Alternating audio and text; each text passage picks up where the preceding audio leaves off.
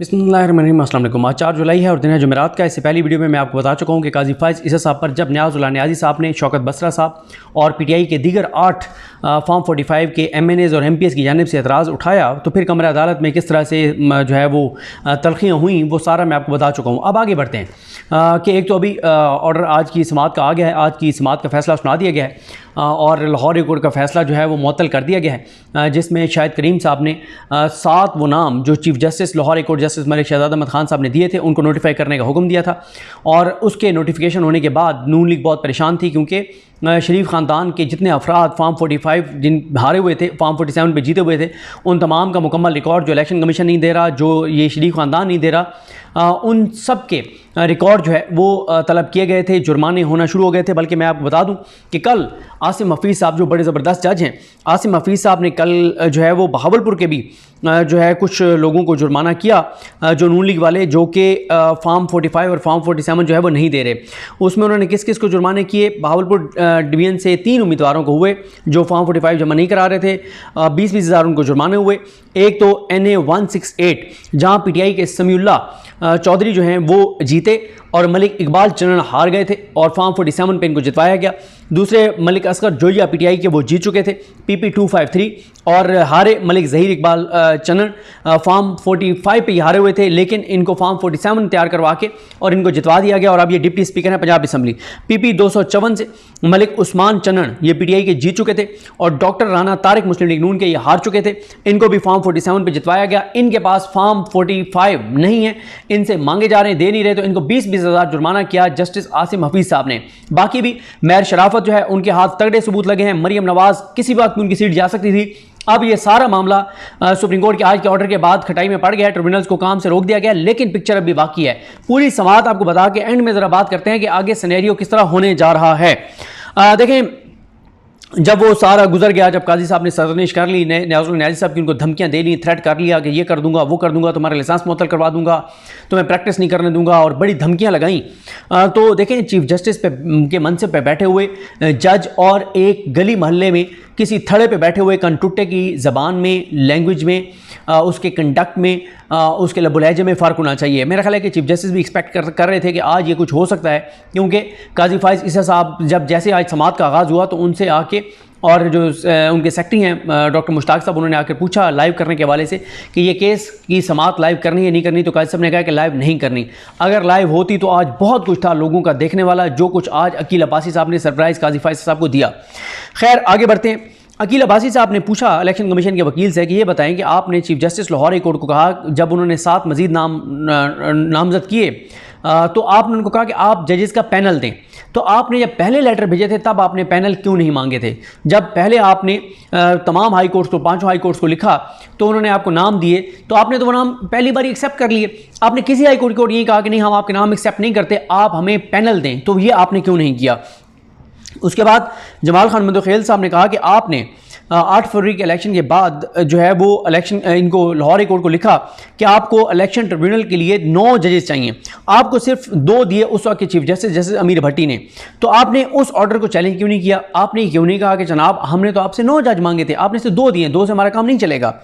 और उन्होंने कहा कि ये भी बताएं कि जब इलेक्शन कमीशन ने chief justice Lahore high court को, उस वक्त के chief justice Lahore high court को कहा कि हमें 9 जज चाहिए इलेक्शन ट्रिब्यूनल के लिए, तो क्या चीफ जस्टिस कानूनी तौर पर इनकार कर सकते थे कि मैं 9 नहीं दे सकता, मैं से 2 दूंगा?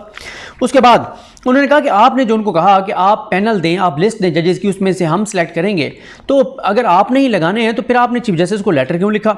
आप वेबसाइट, लाहौर हाई कोर्ट की वेबसाइट के ऊपर तमाम जजेस के नाम मौजूद हैं, आप वहाँ से नाम सेलेक्ट करते और आप नोटिफाई कर देते, फिर आपको ज़रूरत क्या थी चीफ जस्टिस को लिखने की, और फिर मुशावरे की क्या ज़रूरत थी? और उन्होंने कहा कि आप चीफ जस्टिस को डिक्टेट नहीं कर सकते। फिर उन्होंने कहा, सिकंदर मोहम्मद जो इलेक्शन कमीशन के वकील हैं, ये वही वकील हैं जिन्होंने बहुत बदतमीज़ी की है अतर मिनल्ला साहब के साथ, मुनीब अख्तर साहब के साथ, आयशा मलिक साहब के साथ मखसूस नशिस्तों के केस में। तो उन्होंने कहा जी हम देखें बैलेंस करना होता है। तो अकील अब्बासी साहब ने कहा कि ये आपका बैलेंस से क्या मुराद है कि 2 आपकी मर्जी के जज लग जाते हैं और 2 चीफ जस्टिस की मर्जी के लग जाते हैं, ये क्या बात हुई? उसके बाद चीफ जस्टिस काजी फ़ाइज़ ईसा जो हैं, आपको पता ही है कि वो काजी साहब रेस्क्यू करने के लिए आते हैं हर वक्त इलेक्शन कमीशन को। उन्होंने कहा देखें वो चीफ जस्टिस ने जब नाम दिए हैं तो उनको पता होता है कि कुछ जजेस होते हैं जो स्पेशल बेंचेस में बैठे होते हैं, कुछ पार्ट हेड केसेस सुन रहे होते हैं और कुछ ये जजेस के साथ इश्यूज़ होते हैं, तो ये सब कुछ तो चीफ जस्टिस को भी पता होगा। जमाल खान मंदोखेल साहब ने कैटेगोरिकल कहा कि आप पैनल का कह ही नहीं सकते थे। और मैं आपको बताऊँ आज काजी साहब को बहुत बड़ा सरप्राइज़ मिला कि अपनी मर्जी का बनाया गया बेंच, हसनात मलिक साहब का मैं सुन रहा था, वो कहते हैं कि मुनीब अख्तर साहब ने एतराज़ किया था इस बेंच पर, लेकिन मंसूर अली शाह साहब और काजी फाइज ईसा साहब ने 2-1 से ये बेंच बनाया है। और काजी साहब ने बज़ाहिर अपनी मर्जी के जज रखे हैं, लेकिन अपनी मर्जी के जजों में ही काजी फाइज साहब को बहुत मुज़ामत का सामना करना पड़ा।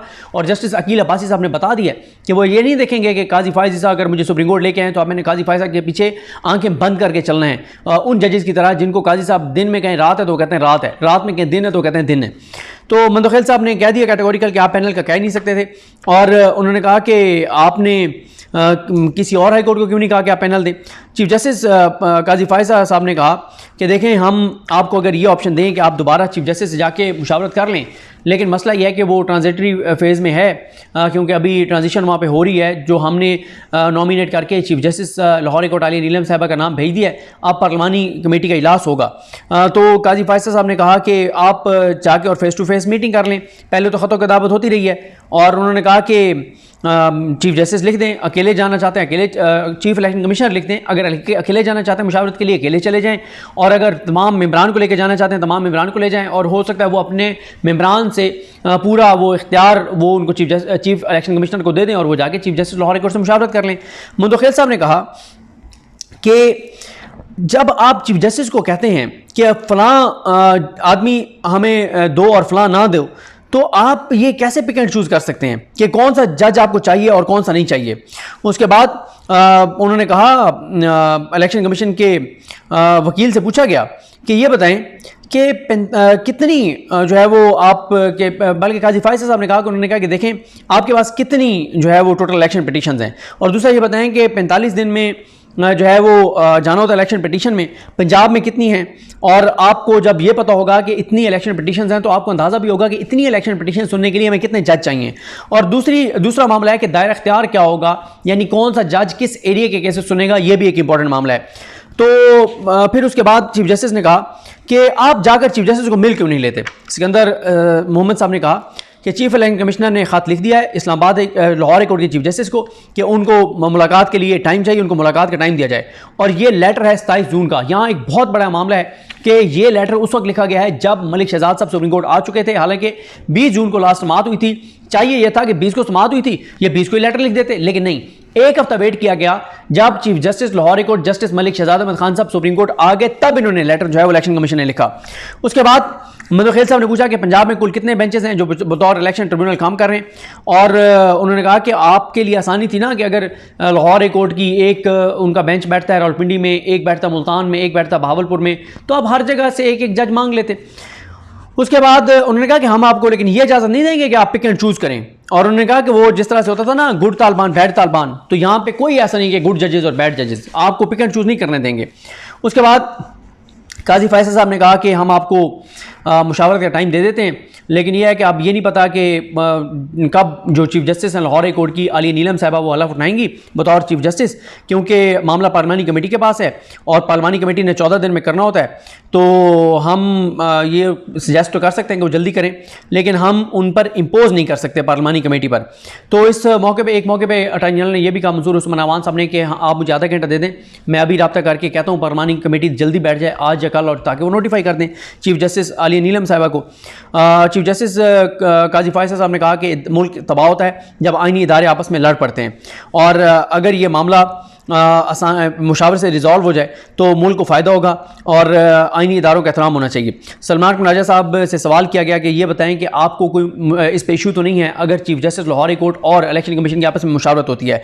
उन्होंने कहा जी एक तो मेरे वकील हामिद खान साहब हैं, दूसरा उन्होंने कहा कि मैं ये समझता हूँ कि लफ्ज़ कंसल्टेशन जो लिखा हुआ है इलेक्शन एक्ट में इसकी तशरीह होनी चाहिए। चीफ जस्टिस ने कहा कि आपको मुशावरत पर एतराज़ क्यों है, यानी सलमान कुनाजा साहब को। उन्होंने कहा कि मुझे एक जुमला बोलने दें। काजी साहब बार बार उनको टोक रहे थे, रोक रहे थे। सलमान कुनाजा साहब ने कहा सर मुझे एक जुमला सिर्फ बोलने दें। उन्होंने कहा कि इन्होंने तो 4 नाम जो भेजे हुए हैं उनके चीफ जस्टिस के जो लाहौर कोर्ट के मलिक शहजाद साहब के 4 नाम तो उन्होंने बिल्कुल कैटेगोरिकल मुस्तरद कर दिए कि ये नाम हम नहीं एक्सेप्ट कर सकते। तो असल तो फैसला ये होना है कि इनका ये इख्तियार था कि ये 4 नाम मुस्तरद कर दें। और उन्होंने कहा कि ये किस तरह से ये उनके नाम रिजेक्ट कर सकते हैं बगैर किसी वजह के। और उन्होंने कहा कि ये जुडिशल सिस्टम पर हमला होगा। और मंदोखेल साहब ने भी यहाँ पे कहा कि इलेक्शन कमीशन चीफ जस्टिस के दिए हुए नाम मुस्तरद नहीं कर सकता था। मंदोखेल साहब ने कहा कि हम वहाँ से शुरू करते हैं ना जब इन्होंने लेटर लिखा था वहाँ से कि इन्हें जजेस चाहिए और चीफ जस्टिस को कह देते हैं कि इनकी उसके ऊपर गौर कर लें जो दरख्वास्त है और इनसे मुशावरत कर लें। और उन्होंने कहा कि मंदोखेल साहब ने सवाल किया कि इनको ये बताना पड़ेगा कि इन्होंने कौन सा कानूनी इख्तियार इस्तेमाल करते हुए नाम मुस्तरद किए हैं। सलमान कुनाजा साहब ने कहा कि ये हाई कोर्ट को टेक ओवर नहीं कर सकते। और फिर सलमान कुनाजा साहब ने बताया कि 8 फरवरी के इलेक्शन हुए, 9 मई तक इन्होंने कुछ नहीं किया, 180 पिटीशंस पंजाब में पेंडिंग हैं, तो 2 जज 180 पिटीशंस का फैसला कैसे कर सकते हैं। और काजी फायज साहब यहाँ पे भी इलेक्शन कमीशन को रेस्क्यू करना है। उन्होंने कहा देखें ना इलेक्शन कमीशन ने तो खत लिख दिया था, ये तो आगे चीफ जस्टिस का काम था। फिर काजी फायज साहब ने अटॉर्नी जनरल से सवाल किया तो उनसे भी पूछा कि मुशावरत के ऊपर बताएं। और फिर उन्होंने कहा जी हम लार्जर पिक्चर में काजी साहब ने कहा कि देख रहे हैं। तो फिर जमाल खान मुदखिल साहब ने 4 नामों के मुस्तरद होने पर सवाल उठाया।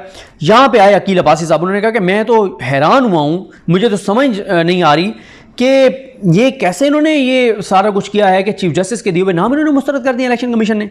और उन्होंने कहा कि आपका इख्तियार इलेक्शन कमीशन का इख्तियार सर आंखों पर, लेकिन आप इस तरह से चीफ जस्टिस के दिए हुए नाम मुस्तरद नहीं कर सकते थे। और उसके बाद अकील अब्बासी साहब ने कहा ये तो कोई बात ना हुई जो कुछ आपने किया है।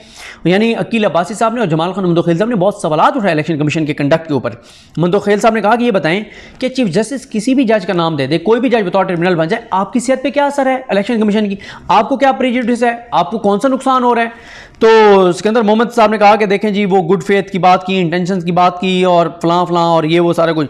अकील अब्बासी साहब ने कहा कि मैं चीफ जस्टिस था, मुझे लेटर आया, मैंने जजेस को नामजद किया, पंजाब में ये मसला क्यों हुआ है, क्या माजी में कभी ऐसे हुए, आप क्यों कुछ जजेस के बारे में इतने हसास हैं। और जब किसी जज के तकर्रुर का मामला आए तो वहां पे चीफ जस्टिस की बात मानी जाएगी, क्योंकि वो अदलिया के मामलात के बारे में चीफ जस्टिस जानता है, इलेक्शन कमीशन नहीं जानता। काजी फायज साहब ने फिर कहा कि हम ये केस की समाअत मुलतवी कर देते हैं और चीफ जस्टिस लग जाएं और जब मुशावरत हो जाए तो बता दीजिएगा, तब तक ये है कि ट्रिब्यूनल काम करते रहें लेकिन फाइनल ऑर्डर ना करें। असल काजी साहब के जहन में वही था जो नून लीग के जहन में कि कोई उड़ ना जाए, क्योंकि किसी के पास फॉर्म 45 नहीं है, अदालत इलेक्शन कमीशन रिकॉर्ड में टेम्परिंग है, बहुत तबाही और बर्बादी है। डर सिर्फ यही है कि कोई जज आज़ाद जज उड़ा ना दे ट्रिब्यूनल में बैठे हुए मरीम नवाज को और पूरी पंजाब हुकूमत गिर जाएगी।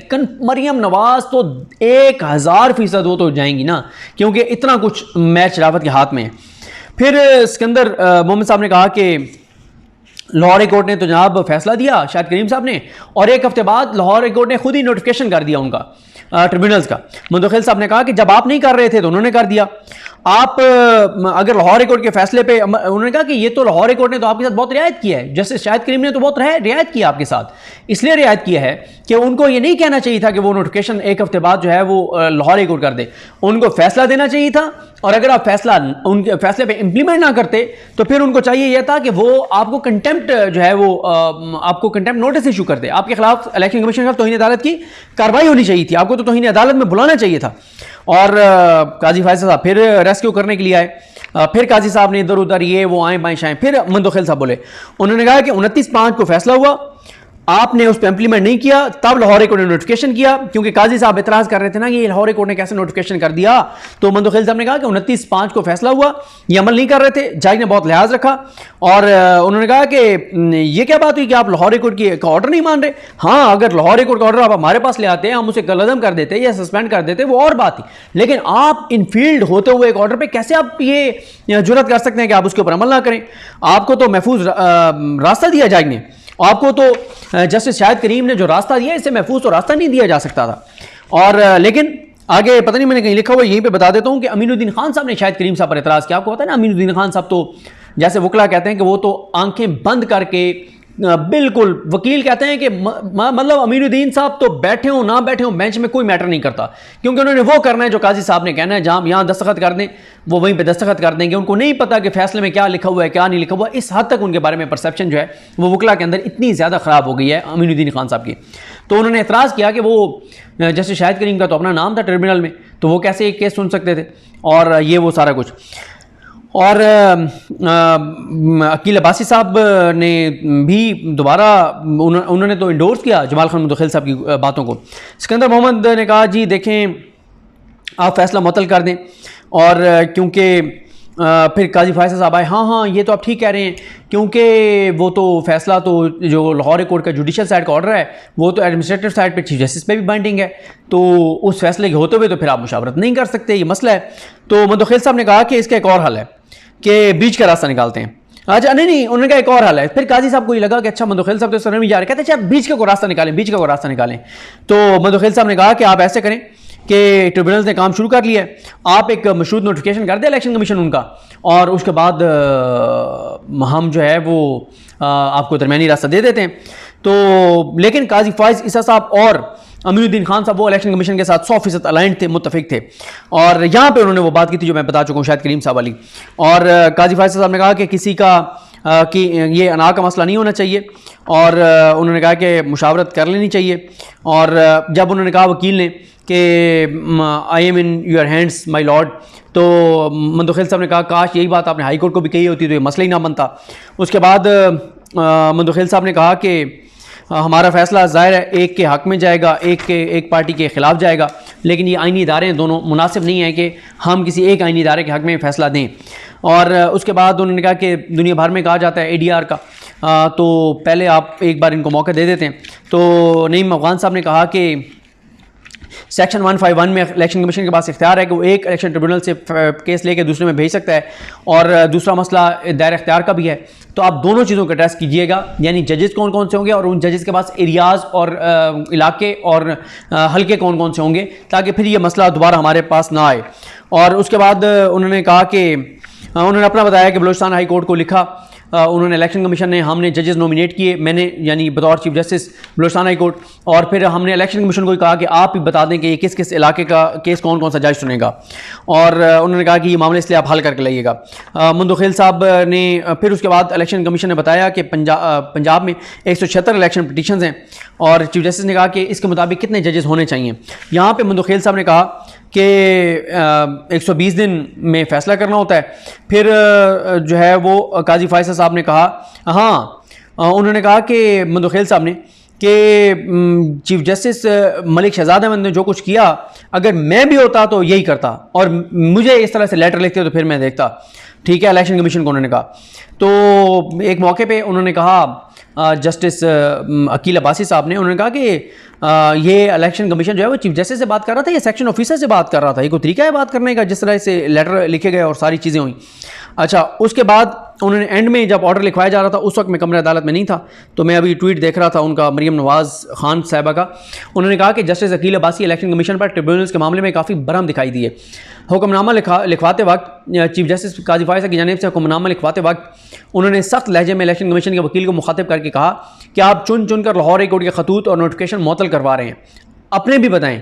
फिर कहा कि सिंध हाई कोर्ट से तो इलेक्शन कमीशन ने पैनल नहीं मांगा था, मांगते तो हम देखते, ठीक है। तो काजी साहब ने बहरहाल हुआ ये था कि इस जब काजी फैसल साहब को पहली मरतबा इतनी सुबकी हमने देखी कि ओपन कोर्ट में इस तरह से हुई, फिर उनको उठ के जाना पड़ा, मुशावरत के बाद है, और अब लाहौर हाई कोर्ट का फैसला जो है वो मुअत्तल कर दिया गया, और इलेक्शन कमीशन अपने नोटिफिकेशन वापस ले लिया, लाहौर हाई कोर्ट का फैसला मुअत्तल कर दिया गया है। अब ट्रिब्यूनल्स काम नहीं करेंगे, लेकिन जिस तरह मैंने आपको अर्ज़ किया कि पिक्चर अभी बाकी है। पिक्चर क्यों बाकी है? पिक्चर इसलिए बाकी है कि अब यह मामला चला गया जस्टिस आलिया नीलम साहिबा के पास। अच्छा, गो के जस्टिस आलिया नीलम साहिबा की जो तकर्री है उसके ऊपर भी बहुत से सवालात उठ रहे हैं, बहुत से एतराज़ात उठ रहे हैं, और ये भी कहा जा रहा है कि क्यों जस्टिस आलिया नीलम को चीफ जस्टिस बनाने के बाद काजी फाइज़ ईसा ने ये केस लगाया है और मामला आलिया नीलम साहिबा के पास भेजा है। और पिक्चर इसलिए बाकी है कि अब आलिया नीलम साहिबा के पास ये मामला जाएगा। आलिया नीलम साहिबा जिनकी तकर्री पे बहुत सवालात उठ रहे हैं कि 2 सीनियर जजेस जस्टिस शुजात अली खान और जस्टिस अली बाकर नजफी को इग्नोर करके उनको chief justice Lahore high court बनाया गया है। 18वीं तरमीम के बाद पहली मरतबा हुआ है कि किसी जूनियर जज को जो है वो सीनियर्स को बाईपास करके और चीफ जस्टिस लगाया गया।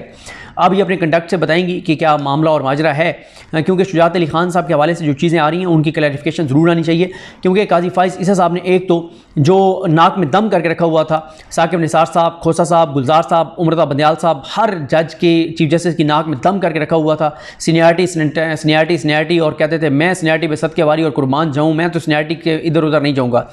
अब खुद सीनियरिटी को उन्होंने वायलेट किया। क्यों किया? आप अगर कह रहे हैं कि शुजात अली खान साहब के कुछ फ़ैसले जो हैं वो काबिल एतराज़ थे, तो वो कौन से फ़ैसले थे? आप सोमोटो लेके उन फैसलों के ऊपर फिर कोई करें ना, आप बताएं कौन से फ़ैसले थे।